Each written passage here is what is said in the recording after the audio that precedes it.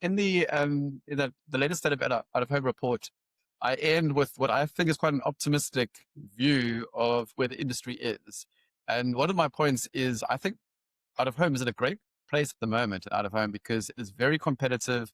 Occupancy rates on static are stable, which is fine because there's been a huge input or surplus of digital, and a lot of the demand is coming from what you just mentioned, which is other digital channels where it's now an easy transfer of budget. And so the goose that laid the golden egg, which is budget from other media types, does bring with it these other learnings, like verification is part of it.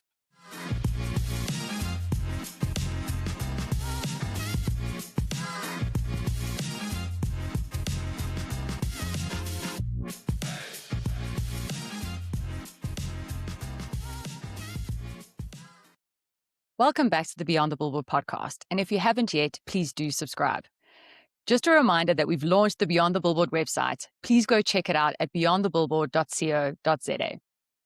Today is a very exciting episode as we discuss the current out-of-home landscape in South Africa and the latest state of out-of-home report from Outdoor Auditors. Outdoor Auditors is the only third-party out-of-home landscape auditor in South Africa, and they have a variety of products and offerings, including a planning tool, and they release a state of out-of-home report biannually. If you're interested in purchasing the report, please do reach out to Outdoor Auditors directly. We welcome you to go and listen to our previous Outdoor Auditors episode from April 2024, available on Spotify and Apple Podcasts. It is mine and Livia's favorite time of year when the latest state of out-of-home reports are released so that we can dive into the landscape shifts, updates, developments, and insights. In this latest state of out-of-home report, there was even a past 10-year analysis looking at where the out-of-home industry and the landscape was 10 years ago versus where it is now. So definitely some insights and nuggets coming out of the latest state of out-of-home report. Today, our guest is Erik Warburg, a director from Outdoor Auditors. Hi, Erik. Thank you so much for joining us on the podcast again. We're so grateful to have you with us. Yeah, thanks for having me. It's good to be back. I would like to kick into this episode, Erik. And the first question I want to ask you is based on the years of experience and the years that you've been conducting these audits, around 18 years of doing the competitive band reports and around 8 years of doing these out-of-home landscape audits in our market in South Africa.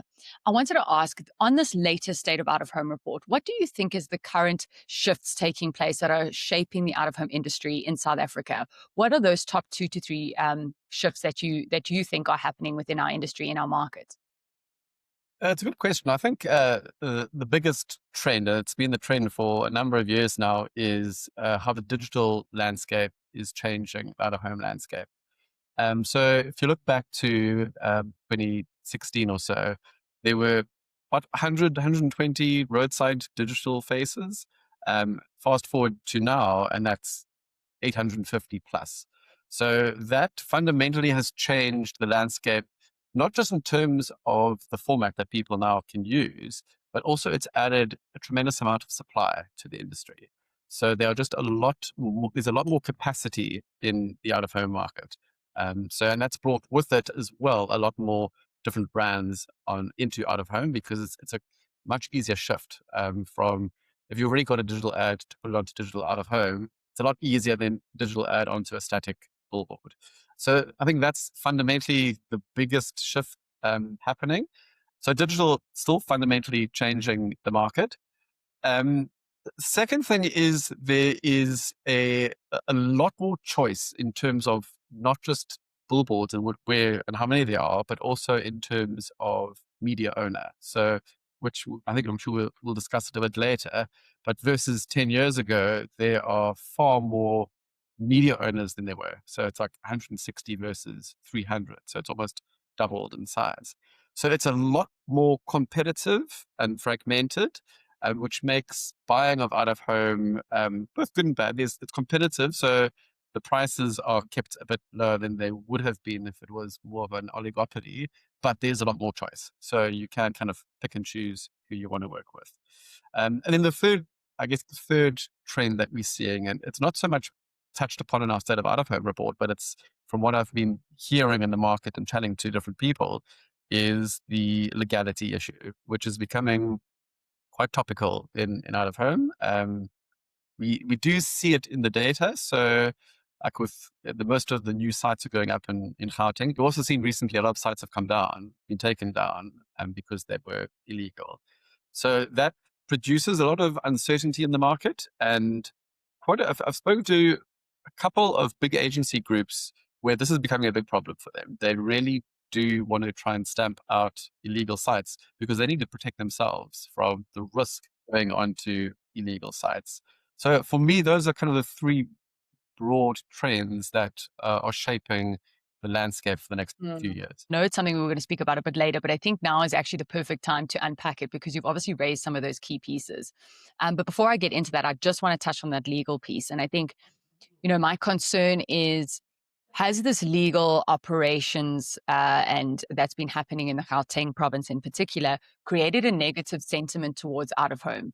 There's this big drive to get out of home to increase its portion of spend, get it onto more media plans, and grow the medium. But then when we have something like that to happen, as it has happened this year, and it's the first of its kind in my career that I've seen these types of operations take place. And I know that agencies and clients are trying to navigate a space that they have not navigated before with these types of operations happening, their sites being taken down, impacting their advertising.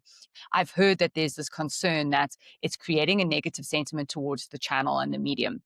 And I think for me, it's important to raise that we must always remember what's the objective of out of home within the strategy and what are we trying to achieve by using the medium, and then ensure that all the liability and the governance and the compliance is in place with the media owners. Because obviously the media owners own the medium and it is their responsibility to make sure that they have all the warrants, permits, and governance and compliance in place. They're the ones that apply for the council approvals. They're the one who pay the fees.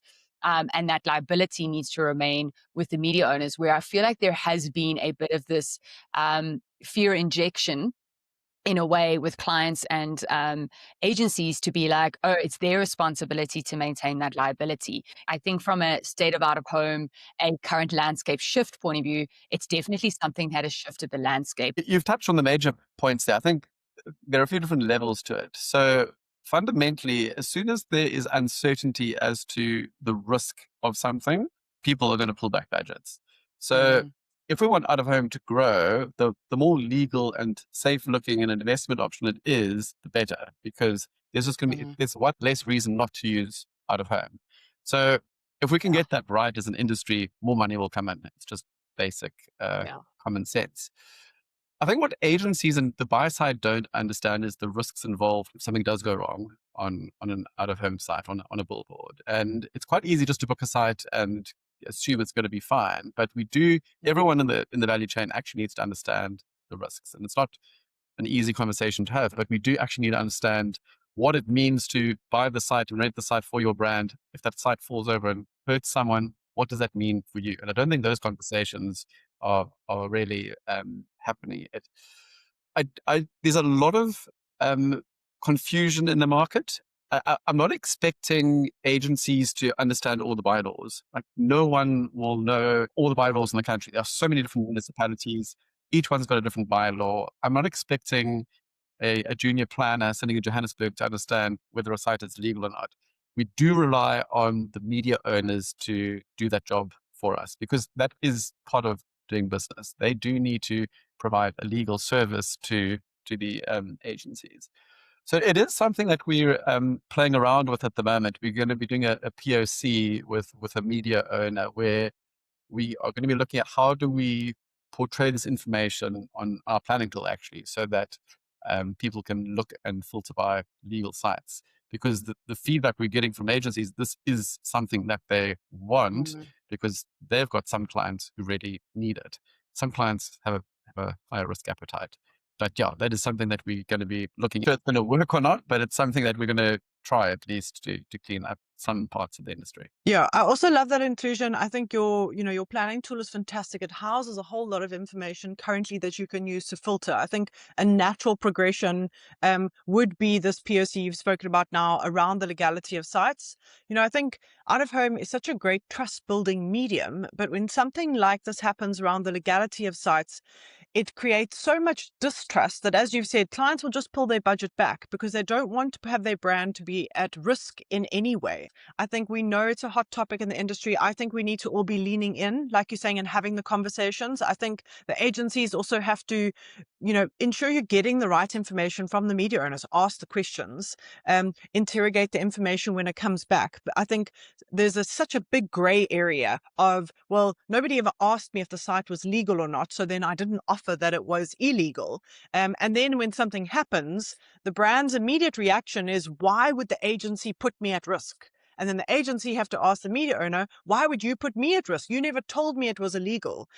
Saying you never asked is also not really the right way to handle it either. So I'm really glad that we're having this conversation. I think it needs to come out of the darkness and into the light around what exactly is going on. Let's be transparent with our media owner and agency dealings with each other, as well as make sure that you are doing a due diligence to ask those questions. I wanted to change gears for a second and touched on one of the other trends that you mentioned, Erik. You unpacked so much in the opening question, which I loved. You mentioned the growth that we've seen in digital out of home. We often refer to it as a digital out of home boom that we've gone through. And I wanted to ask if you could share from your perspective of doing these audits and seeing the reports that are coming through. Do you think we're reaching a point where this boom is starting to mature or level out? Or do you think we're still seeing dramatic growth from a digital out of home perspective in the landscape? Yeah, we're still seeing growth. So it's still, I think, versus 6 months ago versus now, there were maybe 40 or 50 new digital screens. So the growth is certainly still there. It's not as high a percentage as it was. So Mhm. like back 3, 4 years ago, it was like double-digit growth year on year in terms of new screens. And that has slowed down a bit. Um, Interestingly, most of the new sites are still going into Gauteng, which already had most of the digital sites or digital roadside digital. Yeah. So I think I'm expecting to see a slowdown in terms of new sites, but the new sites that we are going to be seeing are going to probably be shifting towards some of the other provinces and cities. That's what I'm expecting. I do think there is an oversupply in some areas on digital. I just don't see how many. I don't see enough brands to fulfill some of these stretches of roads because there's so many digital Yeah. screens. And what I'm expecting to see is prices to come down on digital because it's hard to sell a site, let alone a rotation of 10 sites for every month of the year. And especially when you're competing against a lot of other media owners with similar sites in those areas, Mhm. it's going to become very, very competitive, which isn't bad. So it's formalizing. Versus the last time I spoke, I think so when we spoke last was about 2 years ago, and just looking at the Sea-Doo platform, there we had 1 or 2 media owners on that system, and now it's between 35 and 40 media owners. So there's been a massive shift in terms of verification and transparency on that side. And that's not really driven by the media owners per se, but that's been driven by clients. Not really agencies, but clients direct. So a lot of the Mm. financial guys have really pushed for third-party verification, and now we're starting to see some of like the fast food brands coming through. So financial is the major ones, and banking brands coming through, and some FMCGs as well. I think it's also reminding me, we have a recent episode that came out with Tennille Nelson, who's the head of integrated media at Beiersdorf, and she spoke about borrowing learnings from a digital media background and bringing them to out of home. We spoke in that episode around testing creative, A/B testing, testing and learning, that type of thing. And I think that what reminded me of what you were saying now is that verification in digital is common practice. It's Yeah, it's part of the very, team. it's part of, like I say, it's part of the way of booking media. And I think that digital out of home has now borrowed that approach. So some of the brands you've mentioned now that the clients are requesting it, they're seeing it on digital. So when the big banking clients are booking their digital and their online campaigns, they've got verification built in as standard practice. So it would be natural for them to expect the same thing from digital out of home because they're so used to doing it on digital. And I think it is such an important piece, as you say, just to give that credibility to the industry. I think the next layer of that would be that POC you were discussing, where you would have verification for digital out of home, plus is the site legal? I think that you've got a solid base of understanding exactly what you're booking and that what you're booking is legal. Absolutely. And in the latest state of out of home report, I end with what I think is quite an optimistic view of where the industry is. And one of my points is I think out of home is at a great place at the moment, out of home, because it is very competitive. Occupancy rates on static are stable, which is fine because there's been a huge input or surplus of digital. And a lot of the demand is coming from what you've just mentioned, which is other digital channels where it's now an easy transfer of budget. And so the goose that laid the golden egg, which is budget from other media types, does bring with it these other learnings, like verification is part of it. Thank you for sharing that update on the growth of CDU. And it's definitely something that Livy and I often speak about to media owners, is about and to clients that we work with on some of our strategic audit projects that we do with clients. So it's amazing to see the growth of that platform in the market and hoping to see it grow even further. But what I wanted to touch on is the digital out of home piece related to your last 10-year update, but also the latest state of out of home report, which I find quite interesting. Is that you were speaking about how the last 10 years, obviously having digital out of home has increased the number of clients and categories that perhaps didn't, participate or consider or utilize the out of home media channel beforehand, but are now because of the launch of digital out of home over the last few years, in what Liv and I often call is the digital out of home boom. But what I found interesting in the latest state of out of home report is that there's almost the myth that clients are just, focusing on digital out of home and pulling back on static, but that's not actually the case. So you got some brands who are only using digital out of home. And then you've got some big brands like F&B or KFC who are using digital out of home, but not as their lead medium. And then you've got some big brands like Sunfall and Sunshine D, which don't use any digital out of home. I think what we're seeing is a increase in the number of digital sites per brand as more and more screens get built, and as each media partner adds to their network. So one of the interesting things that I saw is that there are about 15 media owners now who've got a digital holding of more than 10 sites. So that's a network. So if you're already on that network and you're getting all these sites and they build another couple of sites, you're going to get an extra couple of sites added to your holding. So it's going to get almost that organic growth in it. In terms of seasonality, I haven't seen too much data. I haven't analyzed it in that way, actually. But I'm not expecting to see a huge amount of seasonality in terms of your digital out of home split. But what we are seeing in the data is just common seasonality trends in terms of brands. So like your February, or the February audit, we're seeing a lot of colleges, so like Richfield and Rosebank College, because people are wanting to advertise to get them into their school for the year. And then in the winter months, we're seeing cough syrups. So that kind of stuff we are still seeing in the data. Thank you for sharing that insight. It was really interesting to hear your take on that digital out of home and static mix, because it's often conversations we have with media owners to say, clients are pushing more digital out of home or they're pushing more static. And as you say, there's such variability in that, depending on the specific campaign, on the client, on the seasonality. So it does shift that.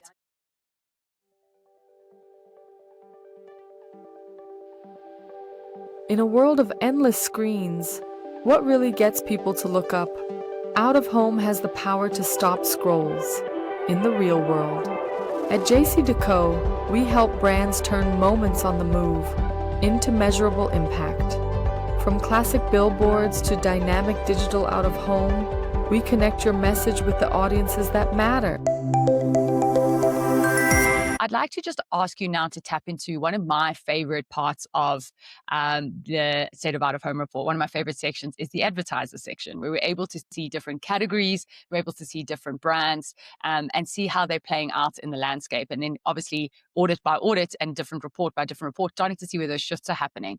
What would you say are some of the biggest advertiser shifts that you saw in this latest State of Out of Home report, or perhaps category shifts that you saw in this latest State of Out of Home report in comparison to either a year ago or 6 months ago, that you think are notable for the market? I think top of mind for me was the cars piece, and the cars moving up as a category quite a lot. And I think that you can see in the landscape with a lot of these international overseas car brands that have been entering the landscape quite heavily over the last 2 or so years. And I'm sure you have picked it up quite a lot in your audits, and seeing that in that car category kind of moving up and down that scale, and also seeing a lot of these new players that are coming into the market. So that for me was a big one that stood out. But I'm so interested to hear, you being so close to that data, what has stood out for you? Yeah, so cars, absolutely. I think they're number 3 in terms of biggest subcategory in terms of number of sites now. And spot on. I think that whole market is shifting dramatically. A lot of new brands coming in from the East. And so A, they are advertising to get exposure, and B, the incumbents need to advertise to stay top of mind. So out of home is becoming very, very popular, and they're using digital a lot. So that also just gives them a much bigger footprint than what they used to have. The most consistent trend in the last 18, 24 months has been betting. Betting has grown massively. And you'll see that as well in the 10-year study. 10 years ago, I think the whole of betting had maybe a dozen sites, and now they've got hundreds. And so that really, it's been taking off. It's everywhere you go. The airports are just covered in different branding from the different betting guys. So that's a massive trend happening. And then QSR continues to use out of home very effectively. And once again, that's a subcategory which has grown massively over the last 10 years. But it's also a subcategory what uses A, out of home very well, and then B, digital specifically very well. So it's a brand category that is a natural extension of digital because you can segment by day part. Sort of a segue onto the focus piece instead of out of home of the 10-year comparison. So I've mentioned two in that betting and QSR are much bigger than they used to be. One of the subcategories that has really declined a lot over that time is government, which I found quite interesting. So back in 2016, government was one of the biggest advertisers on out of home, and they're almost non-existent now. Which I find is really encouraging for out of home because we aren't reliant on government spend. It's actually almost all private spend that's coming into out of home now, which I think is very encouraging. So yeah, those are some of the major trends that we see happening. I must be honest, often when the State of Out of Home report comes through, I have this moment of, am I going to skip straight through to the categories and the advertising and then go back? Or am I going to go through the landscape? And sometimes I'm just like, I'm going straight to the categories because I think it really shows you, I love seeing how the categories are moving in terms of spend and the number of sites and the story you can tell around what type of sites brands are buying and how the category is performing. And then going into the advertisers, as you mentioned, it's interesting to see how the different brands are behaving and also reading the market, using that data that's in the report, I think is a great way to understand, as you say, what trends are coming up, which brands are going big, which brands are potentially pulling back and why. I love seeing the new brands that have come into market. I wanted to ask you, Erik, from your perspective, you sit with all the data, lands in your lap, or doesn't just land. I know that there's a huge process that goes behind gathering that data, but you sit with all of this rich information. I love the focus pieces you guys have done about the 10-year look back. I think it's really interesting to have a look on how the market has grown and also what categories are coming up. But wanted to ask you, looking at the data that you've gotten from your perspective, what is kind of one key insight that you think agencies need to be standing up and looking at really carefully, or maybe media owners need to really be looking at from what you've seen from the latest data? Well, I think it's just that. It's the versus 10 years ago, there's just so much more data and good data that you can go on. A caveat on that, though, is that you also need to understand where the data is coming from. So I think a lot of people take data and then just use it, not understanding like how is this sourced, what does this actually mean, and what inferences can we make from it. So, but that aside, so I think versus 10 years ago, you've now got like performance data. You've got OMC data, you've got Lightstone data, you've got other data sets of performance. You've got competitive data that we do, and I'm sure you can get some competitive data from other sources as well. You've got verification data that we didn't have with digital data 10 years ago. And so you've got, well, obviously AI as well, which has changed the game fundamentally. Like you have access to a lot of other data sets out there. So you're in a much better position to make informed decisions. The market is a lot more complex. There are a lot more media owners, as we've discussed, but you shouldn't be daunted by it. I think if you use the data correctly and have a clear view on or strategy on how you're going to approach a project or a campaign, you can use the data very, very effectively to build your story. I think gone are the days of relying on just one media owner and them doing all the work for you, and then you just presenting that and going forward from that, because that's just not the best plan anymore. That also links to one other thing which I found really interesting from the 10-year review, is that back 10 years ago, the big three, Prime Media, JCDecaux, Outdoor Network, accounted for, I think it was 53% of all the billboards in the country. And now they account for about 30%. So yeah, there's a lot, and it's not just, I guess, it's not just out of home, but versus 10 years ago, there's a lot more data out there. So you need to stay on top of it and get excited about it. There's a whole lot more media owners in the past 10 years in the market. So one, is there's new data, two, there's more media owners to deal with. So you need the data to simplify what you're looking for so that you don't have to deal with 400 media owners every single time you need to brief. You can get very specific about using the data to understand where your audience is, where do you need to be, use Outdoor Auditors tool to find that area, and locate it and see what sites are in that area. Then contact the media owners to be like, is the site available? Instead of this blanket brief of, can I have all the sites on highways or main arterials, right? And then getting hundreds of proposals back that have thousands of sites. Like, use the data to refine the brief is really what I'm saying. And I think for me, that's a great takeout. But then I think a follow on to that is that I think there's a frustration and on agency side, particularly when there's a brief and it's like, can you turn this around in a day? And I often hear this. And I think it's important to take a step back to say, as Erik has said now, there's so much data that's available, but you need the time to analyze the data and plan to be able to provide something of high quality and to work with this amount of media owners. And I think the call out to the industry and to clients is to say, look at what's happened in the last 10 years. There's, thousands more sites. There's, over 138 or plus, more than that media owners in the landscape now.